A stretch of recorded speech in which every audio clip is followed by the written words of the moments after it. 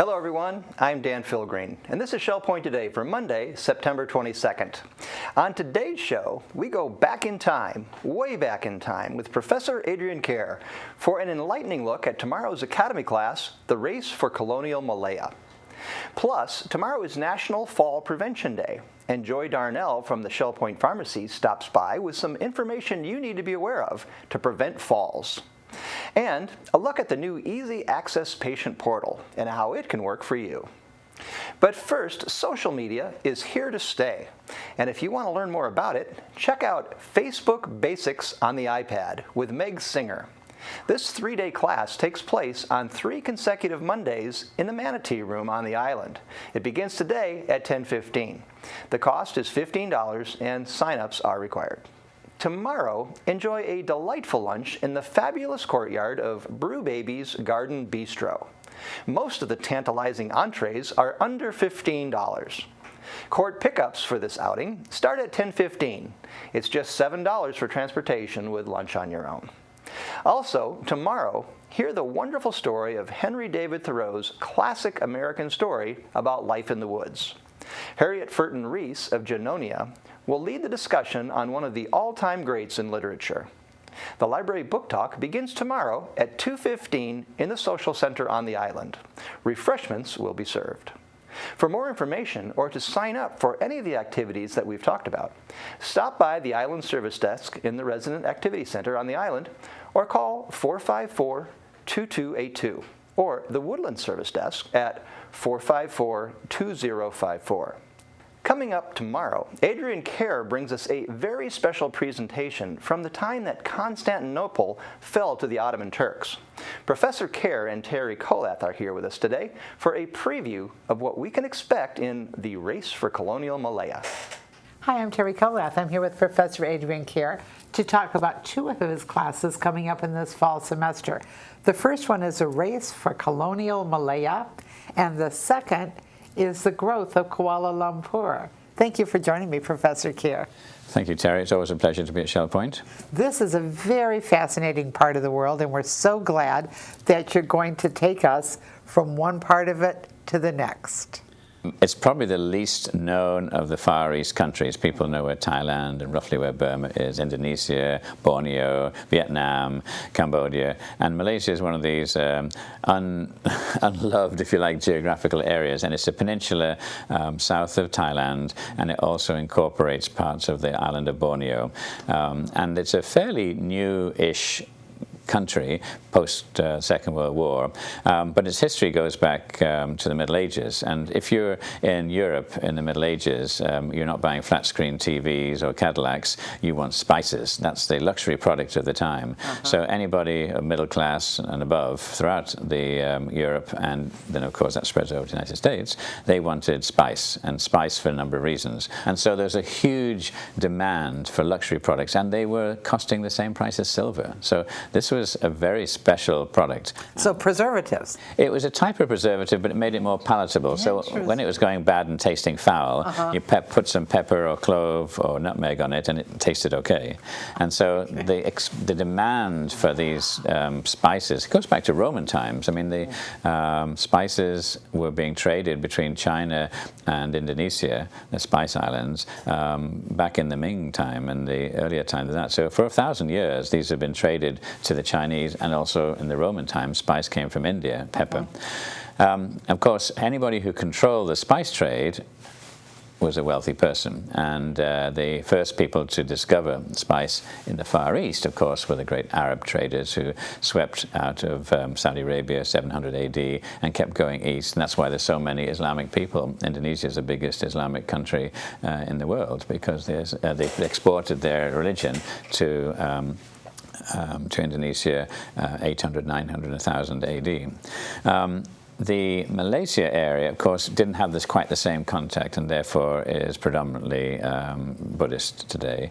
And there is Islamic presence, it's 50-50. But Malaysia and the peninsula of Malaya, and Singapore is at the bottom of that peninsula, and we'll talk about that in a separate session, was the stopping off point for the Portuguese, who were determined to get a stranglehold on the spice trade. So you see the Portuguese setting up camp in Malaya, Malacca, which is a famous old city in Malaya, and then moving on to the Spice Islands where the spice was growing, and then using sandalwood also to supplement their profitable trade.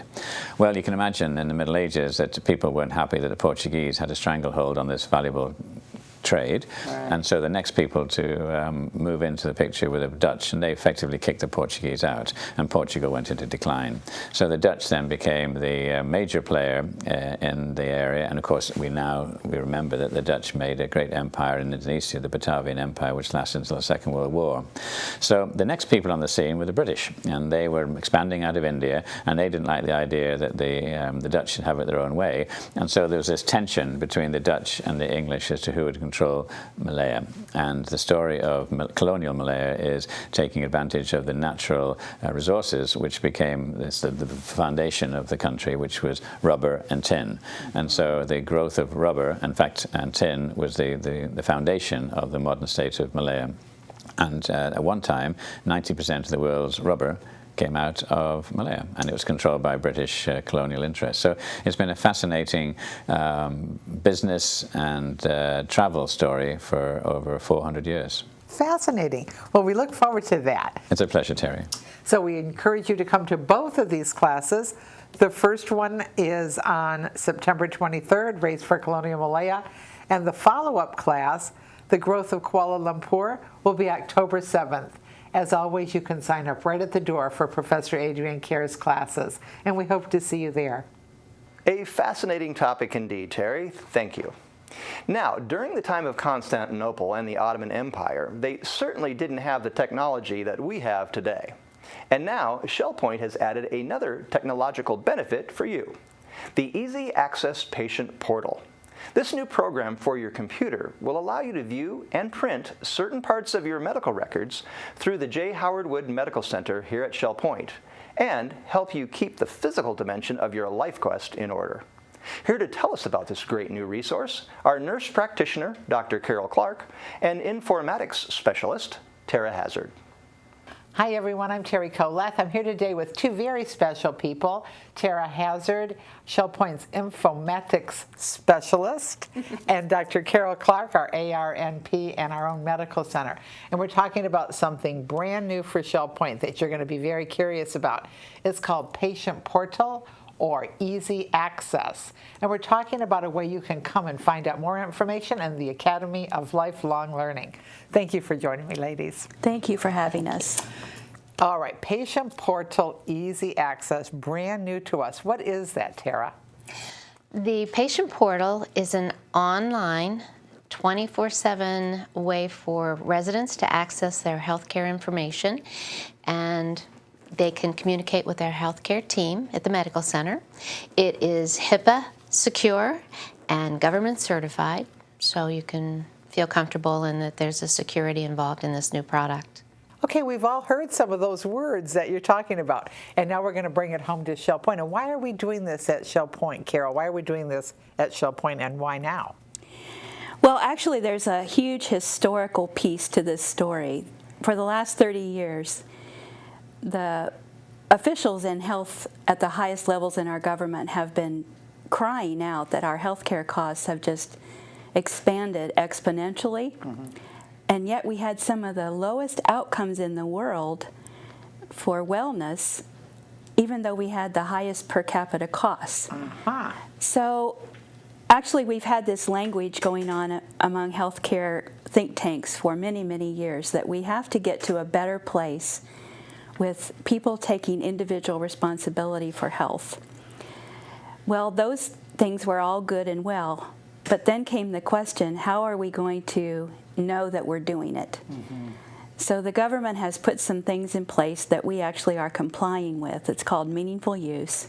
Oh. And an aspect of that is that we have a mechanism for patients and their families to communicate with providers 24/7, as Tara mentioned. So we know there's a need. There's been a need historically for quite a while for that communication, but no real way that the patient could control it. Right. So now ShellPoint is kind of on the forefront with making this a reality. Yes, especially in the CCRC environment.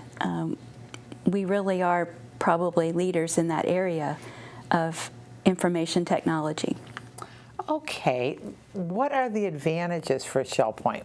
One of the things that the portal does, it allows the processes within the medical center itself to be streamlined. So the providers are doing care and putting into their software product information that is critical health elements about this patient. That can be communicated easily and quickly to a referral source, and the resident can easily and quickly access that information rather than waiting days to get requests for medical records. They can go online and see the kinds of things about their health care or the health information that's being stored on them and make certain that it's correct, download it, take it with them to somewhere else. So they have a very immediate way of communicating with the healthcare team when something's not right or they have questions about what they see. So not only do we have this need to communicate that Carol has mentioned, to cut costs, to streamline and communicate, we also have medical specialties, and we have patients going from one doctor to another doctor. How do they communicate? How do we make sure that they're communicating what we understand, and how do we give feedback? Is feedback going to be a possibility? Yes, absolutely. Possibly in the future there could be surveys, but the resident is free to send a communication through the portal immediately. To their physician. It goes to the medical team, and the physician gets it after that. So I can see the advantage for the resident then. They get their information, they can respond.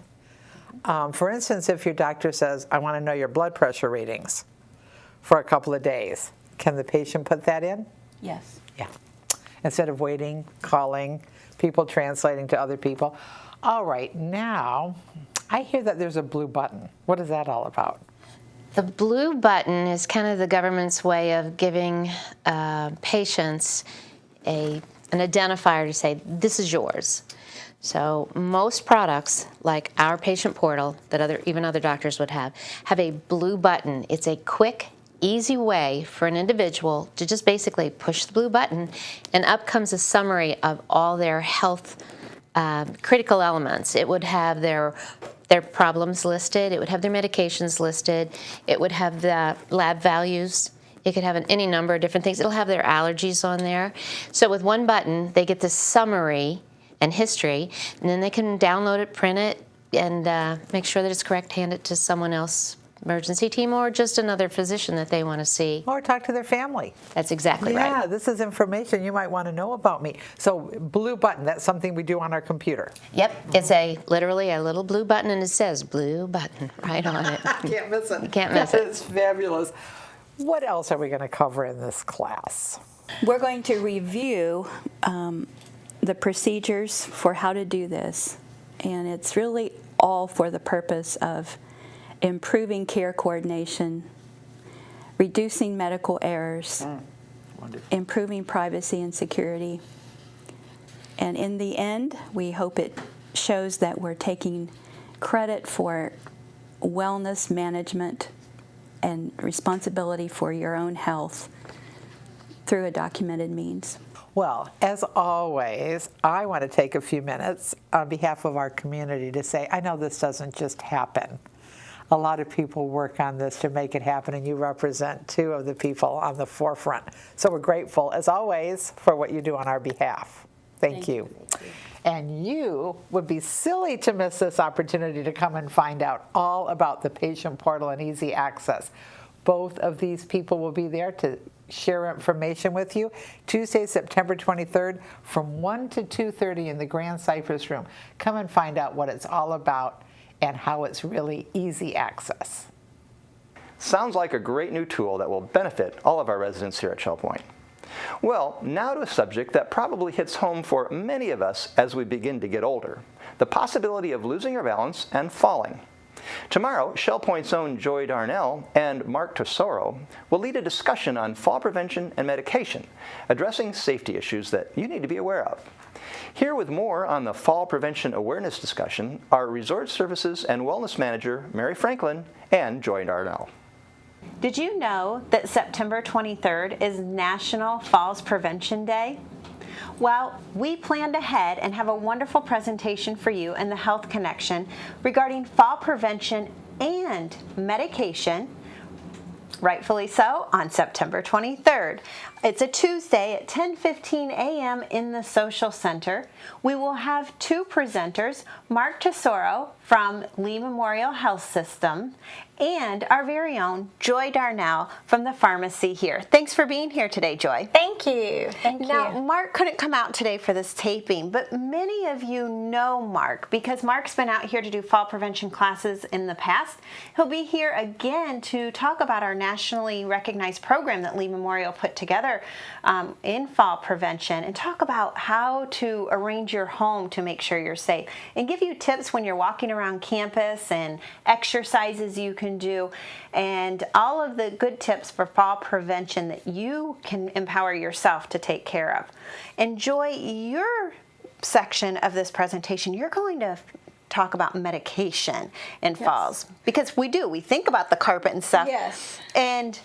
But the medication can cause a fall, correct? Right. Medication can change your gait, so the medication can affect the way you walk and the way you stand up. And so it can make you dizzy or lightheaded. So we're going to talk about all the different medications and what can cause a fall or help with medications that you might not think of, and then interactions. So we're going to go over all of that, and then I'll have a handout with some quick tips on medication. Are there some medications that are worse at causing falls or creating dizziness than others? A lot of medications have side effects of causing dizziness or drowsiness. Pain medications, antipsychotropic medications, anti-anxiety medications, which are common medications. Also, over-the-counter medications like Benadryl can cause sedation. So that can also make you where you're not very sure-footed, which could cause a fall. Okay. One of the most important things, too, is to make sure your pharmacist and your doctor know all the medications, over-the-counter and prescribed medications you're taking, and take them as they're prescribed at the right times with or without food and so forth. Yes, that's correct. And we'll cover some of that in this section too, but mostly the medications that are on the Beers list, which is the medications that shouldn't be taken by older adults. And those are the things that the government has put together and said that those are the things that would cause a fall. Okay. Well, ladies and gentlemen, you know the stats. Every 15 minutes someone falls, and those falls can lead to some serious injuries and complications down the road. So please come to this presentation that Joy and Mark have put together for you. It will be a wonderful educational opportunity. Again, it's on National Falls Prevention Day, which is Tuesday, September 23rd. You'll meet them in the Social Center at 10:15 a.m., and you can sign up at either service desk. I'm Mary Franklin. Make it a happy and healthy day. Thank you, Mary. Now it's time to cover all of Monday's happenings, Academy news, menus, and Village Church connections. Right after this word from David Howenstein with a preview of his radio show on TV, Listening to the Words. It's all about Shell Point residents this week on our own Channel 12. Listen to the crew's shipboard experience of the newest member of Shell Point's Jazz and Stuff Band. Yes, one of our trumpeters gets his big break without even having his instrument with him. Speaking of jazz and stuff, our Jammin' Good Band is back from its short time off and again performing every Wednesday. Hear a little history about the group as you listen to the notes this week. Hear a Southwest Florida writer tell her own story of learning to play the accordion as a kid.